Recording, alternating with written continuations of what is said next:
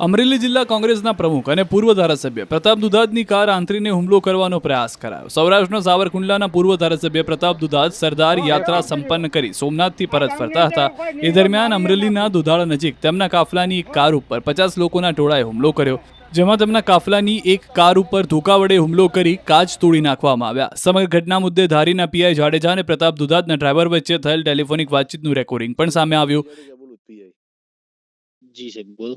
ધારીથી હવે જી, તમે અહીંથી નીકળ્યા જી ત્યારે જે તમે એમ કહેજો ગાડી પર કંઈક ધોકો બોકો માર્યો, શું કર્યું હતું? હાથ વડે એને માર્યો, પાઇપ ઉગામ્યો પણ પાઇપ એનાથી લાગ્યો નહીં ગાડી ઉપર, છટકી ગયો અને ગાડીમાં ધીકો માર્યો, એક સાઈડમાં ગોબો પડી ગયો છે। હાથ વડે માર્યો કે શેનથી માર્યો બહુ ખ્યાલ નથી, સ્પીડમાં મેં ગાડી કાઢી એટલે। ડ્રાઈવરના દાવા મુજબ રાત્રે 10 કલાકે કેટલાક લોકોએ કાર આંતરવાનો પ્રયાસ કર્યો હતો। એક ગાડીના કાચ તૂટી ગયા અને ઘટના સ્થળે અફરાતફરી મચી ગઈ। આ તરફ હુમલાના પ્રયાસ બાદ પ્રતાપ દુધાત અમરેલી જિલ્લા પોલીસ વડાને મળવા પહોંચ્યા, જે બાદ તેમણે આક્ષેપ કર્યો કે જિલ્લામાં કાયદો અને વ્યવસ્થા ખાડે ગયા છે। જોકે પ્રહાર કોણે કર્યો અને તેનો ઈરાદો શું હતો તેને તેમણે ઉલ્લેખ નથી કર્યો। ઊંડાણપૂર્વક તપાસ કરવા માંગ કરી।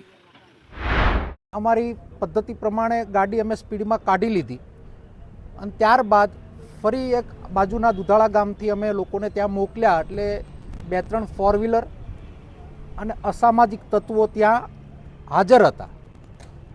શા માટે આ બનાવ બન્યો છે એનો ખુલાસો તો ડીએસપી ઓફિસમાંથી ડીએસપી જ આપશે।